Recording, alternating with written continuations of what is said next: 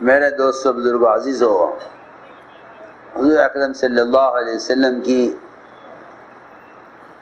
جو قربانیاں ہیں اور تکالیف ہیں وہ آپ کی اختیاری ہیں، اضطراری نہیں ہے۔ وہ آپ کی اختیاری ہیں، اضطراری نہیں ہے۔ آپ کی قربانیاں اختیاری ہیں کہ آپ نے قربانیوں کا اور تکالیف کا راستہ اختیار کیا ہے، دنیا کا راستہ اختیار اور راحت کا راستہ اختیار نہیں کیا۔ آپ کی قربانیاں اختیاری ہیں، اضطراری نہیں ہیں، یعنی آپ ان تکالیف پر مجبور نہیں کیے گئے بلکہ آپ کو اختیار دیا گیا کہ یا تو آپ نبوت لے لیں بادشاہت والی یا نبوت لے لیں آپ فقر و فاقے والی۔ تو آپ صلی اللہ علیہ وسلم نے فقر و فاقے والی نبوت کو اختیار فرمایا۔ آپ نے فقر و فاقے کی نبوت کو اختیار فرمایا، بادشاہت والی نبوت کو آپ نے اختیار نہیں فرمایا۔ اب بات یہ ہے کہ جو راستہ آپ نے اختیار کیا اسی راستے پر آپ نے اپنے سارے گھرانوں کو چلایا، انہیں بھی اختیار دیا کہ دنیا چاہتی ہو یا اللہ کے رسول کو چاہتی ہو۔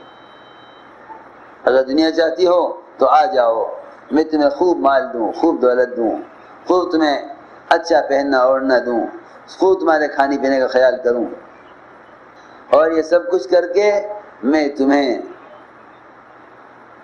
رخصت کر دوں، کیونکہ میرے پاس تو فقر و فاقہ اور تنگی کا ہی، میرے پاس تو فقر فاقہ تنگی کے ساتھ ہی رہنا ہوگا۔ اللہ اکبر۔ آپ نے اختیار دے دیا کہ جو تم میں سے جانا چاہے وہ خوشی خوشی چلی جاوے۔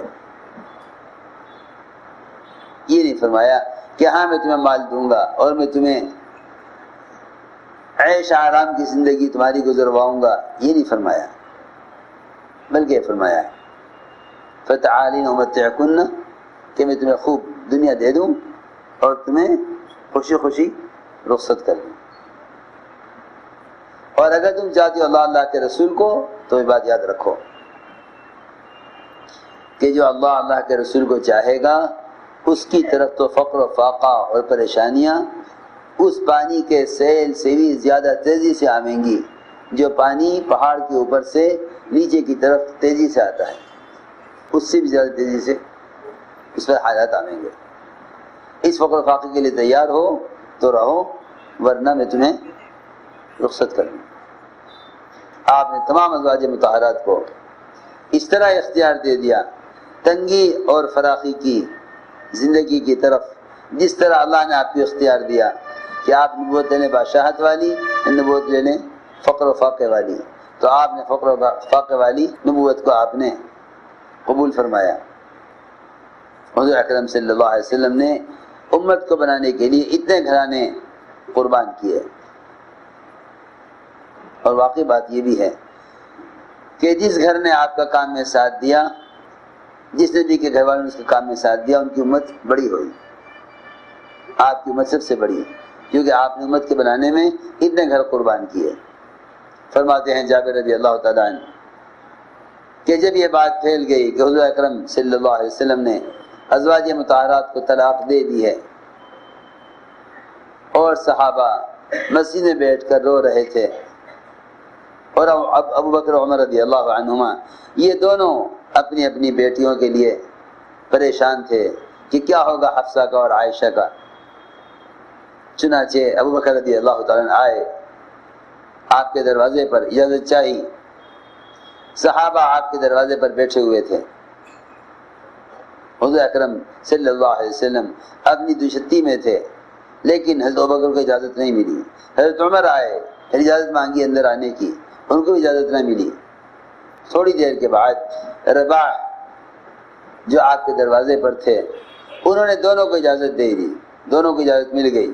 انہوں نے آ کر کہا کہ ہاں آپ دونوں کو اجازت مل گئی ہے۔ چنانچہ یہ دونوں آج میں حاضر ہوئے، آپ صلی اللہ علیہ وسلم بیٹھے ہوئے تھے، آپ کی ازواج مطہرات آپ کے ارد گرد بیٹھی ہوئی تھی، آپ خاموش تھے۔ حضرت عمر نے فرمایا کہ آج تو میں ضرور آپ سے اس طرح بات کروں گا کہ آپ کو ہنسی آ جائے اور آپ کی طبیعت پر ازواج مطہرات کے مال کے مطالبے کا جو بوجھ ہے یہ بوجھ آپ سے دور ہو جائے۔ حضرت عمر نے عرض کیا کہ یا رسول اللہ آپ کو کیا بتلاؤں اپنی بیوی کہ اس نے مجھ سے کل سوال کیا نفقے کا اور مال کا، میں نے اس کی گدی پر زور سے ہاتھ مارا، آپ ادھر سن کر ہنسے، اتنا ہنسے کہ آپ کی داڑھیں ظاہر ہو گئیں۔ آپ نے فرمایا ہاں یہ بیٹھی ہوئی ہے میرے پاس میری بیویاں، یہ بھی مجھ سے نفقے کا سوال کر رہی ہیں کہ ہمیں خرچہ دو۔ چنانچہ یہ سنتے ہی حضرت بکر کھڑے ہوئے تھے عائشہ کو مارنے کے لیے، حضرت عمر کھڑے ہوئے تھے حفصہ کو مارنے کے لیے، اور یہ دونوں کہہ رہے تھے کہ تم حضور اکرم صلی اللہ علیہ وسلم سے اس مال کا اسی کا سوال کرتی ہو جو آپ کے پاس نہیں ہے۔ حضور اکرم صلی اللہ علیہ وسلم نے ابو بکر عمر کو روکا ان کو مارنے سے۔ دونوں نے عرض کیا، آپ کی ازواج مطہرات نے عرض کیا خدا کی قسم ہم آج اس مجلس کے بعد حضور اکرم صلی اللہ علیہ وسلم سے ہرگز دنیا کا سوال نہیں کریں گے، اس لیے کہ آپ نے ازواج مطہرات کو ہی نہیں اپنی بیٹیوں کو بھی اختیار دے دیا تھا کہ ایک چیز ملے گی، یا دنیا لے لو یا آخرت لے لو۔ علی رضی اللہ عنہ نے فاطمہ کو تیار کیا کہ دیکھو مجھے تو شرم آتی ہے، مجھے تو شرم آتی ہے، کیونکہ داماد ہمیشہ شرماتا ہے سسرال میں، کہ مجھے تو شرم آتی ہے کہ میں جا کر سوال کروں۔ اس وقت آپ کے پاس قیدی آئے ہوئے ہیں، تم جاؤ حضور اکرم صلی اللہ علیہ وسلم سے کوئی خادم لے آؤ۔ حضرت فاطمہ کو بھیجا، حضرت فاطمہ رضی اللہ عنہا جا کے عرض کیا کہ کوئی پانی بھر کر لانے والا نہیں ہے کنویں سے، کوئی چکی چلانے والا نہیں ہے، کوئی آٹا پیسنے والا نہیں ہے،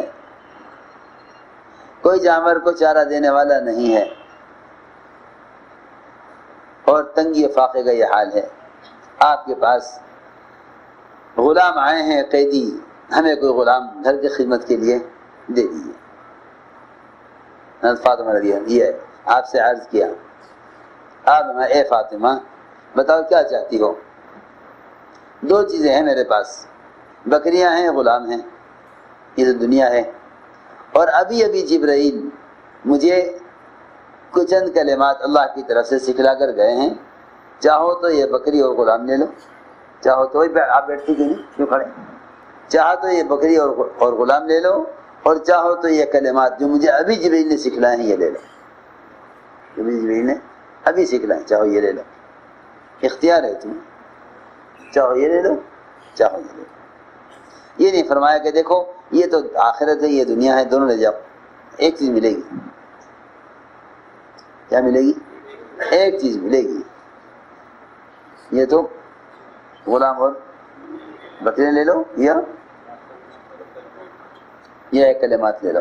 حضرت فاطمہ نے عرض کیا کہ بس مجھے آپ کو کلمات دے دیجیے، یا اول الاولین و یا آخر الآخرین و یا ذی القوۃ المتین و یا راحم المساکین و یا ارحم الراحمین، یہ کلمات حضرت فاطمہ لے کر واپس ہوئی۔ حضرت علی نے دور سے دیکھ کے کہا ما وراکی یا فاطمہ، فاطمہ کیا خبر لائی ہو، خالی ہاتھ چلی آ رہی، کیا ہوا؟ کہ میں نے تو آپ سے سوال کیا تھا غلام کا اور بکریوں کا، مگر آپ نے یہ کلمات دیے ہیں۔ حضرت علی نے فرمایا اے عائشہ یہ تیری زندگی کا سب سے بہترین دن ہے، تیری زندگی کا سب سے بہترین دن ہے کہ تو گئی تھی دنیا کے لیے اور آخرت لے کے آ گئی۔ تو میں عرض کر رہا تھا کہ بیویوں کو بھی اختیار دے دیا ایک چیز پسند کر لو، بیٹیوں کو بھی اختیار دیا کہ ایک چیز پسند کر لو۔ چنانچہ اس پر اللہ تعالیٰ نے ازواج مطہرات کے اس مطالبے پر اللہ نے آیت خیار نازل فرمائی کہ نبی جی آپ کہہ دیجیے اپنی بیویوں سے کہ اگر تم دنیا چاہتی ہو تو آؤ میں تمہیں خوب مال و متاع دوں اور دنیا کا سامان دوں اور تمہیں رخصت کر دوں، اور اگر تم چاہتی ہو اللہ کے رسول کو تو یاد رکھو کہ اللہ کے رسول کے ساتھ تکلیفوں پر رہنے پر تمہیں جو اجر عظیم ملنے والا ہے، اور اللہ تمہارے لیے جنت میں جو نعمتیں تیار کر رکھی ہیں چاہو وہ لے لو۔ تو جب آیت اختیار کی آیتیں نازل ہوئیں تو آپ نے سب سے پہلے یہ آیت سنائی حضرت عائشہ رضی اللہ تعالیٰ عنہ کو۔ آپ حضرت عائشہ کے پاس گئے اور فرض کیا کہ اے عائشہ، میں تمہارے سامنے ایک معاملہ پیش کرنے والا ہوں، ایسا معاملہ ہے کہ میں یہ نہیں چاہتا کہ تم اس میں جلدی کرو، فیصلہ کرنے میں جلدی مت کرنا جب تک تم اپنے والدین سے مشورہ نہ کر لو۔ حضرت عائشہ نے عرض کیا کہ وہ معاملہ کیا ہے؟ آپ نے آیت پڑھ کر سنائی کہ فیصلہ کر لو، دنیا چاہتی ہو یا آخرت۔ حضرت عائشہ فرماتی ہیں، نے عرض کیا کیا میں آپ کے ساتھ رہنے کے بارے میں اپنے والدین سے مشورہ کروں گی؟ کیا میں آپ کے معاملے میں اپنے والدین سے مشورہ کروں گی؟ میں صرف اللہ کے رسول کو چاہتی ہوں۔ حضرت عائشہ نے یہ بھی عرض کیا کہ میری آپ سے درخواست یہ ہے کہ میں نے جو اختیار کیا ہے آپ اس کا ذکر اور ازواج مطہرات سے نہ کیجیے، تاکہ جو میرا اختیار ہے وہ میرا ہی رہے، کہ میں اللہ کا جو اختیار کیا ہے آپ اس کا کسی اور سے ذکر نہ کیجیے گا۔ آپ نے فرمایا کہ اللہ تعالیٰ نے مجھے سخت مزاج بنا کر نہیں بھیجا، مجھے تو اللہ نے معلم بنا کر اور آسانی پیدا کرنے والا بنا کر بھیجا ہے۔ مجھ سے تو میری جو بیوی پوچھے گی میں اس کو بتاؤں گا کہ عائشہ نے کیا اختیار کیا ہے، تاکہ تمہارا یہ اختیار اس کا علم سب کو ہو جائے۔ مجھے معلم بنا کر بھیجا گیا، یہ مطلب تھا معلم کہ مجھے اللہ نے معلم بنایا ہے، میں سکھلاؤں گا باقی ازواج مطہرات کو بھی کہ عائشہ نے کیا اختیار کیا ہے۔ ابن عباس فرماتے ہیں رضی اللہ تعالیٰ عنہ کہ عائشہ فرماتی تھی کہ جب آیت تخیر نازل ہوئی تو آپ پہلے میرے پاس آئے، آپ نے فرمایا کہ عائشہ میں تمہارے سامنے ایک امر پیش کرنے والا ہوں، تم جلدی نہ کرنا فیصلہ کرنے میں، اب تک اپنے والدین سے مشورہ نہ کر لو۔ حضرت عائشہ نے فرمایا کہ میرے والدین تو جانتے ہیں، ہاں حضرت عائشہ نے فرمایا کہ آپ جانتے ہیں کہ میرے والدین کبھی بھی آپ کو چھوڑنے کا مجھے حکم نہیں کریں گے۔ حضرت عائشہ نے عرض کیا، حضرت عائشہ فرماتی ہیں پھر آپ نے یہ فرمایا کہ اللہ نے مجھے اختیار دیا ہے اس آیت میں کہ یا تو اپنی بیویوں سے پوچھ لو کہ دنیا چاہتی ہو یا آخرت۔ حضرت عائشہ فرماتی ہیں کہ میں نے عرض کیا کہ کیا میں آپ کے بارے میں والدین سے مشورہ کروں گی؟ میں تو اللہ کے رسول کو ہی چاہتی ہوں اور میں تو آخرت ہی چاہتی ہوں۔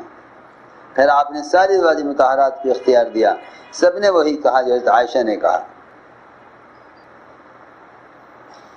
اللهم صل على سيدنا مولانا محمد وعلى آل سيدنا مولانا محمد كما صليت على إبراهيم وعلى آل إبراهيم إنك حميد مجيد. ربنا ظلمنا أنفسنا وإن لم تغفر لنا وترحمنا لنكونن من الخاسرين. اللهم إنا نستغفرك ونتوب إليك. اللهم إنا نستغفرك ونتوب إليك. اللهم إنا نستغفرك ونتوب إليك. ربنا آتنا في الدنيا حسنة وفي الآخرة حسنة وقنا عذاب النار. سبحان ربك رب العزة عما يصفون وسلام على المرسلين والحمد لله.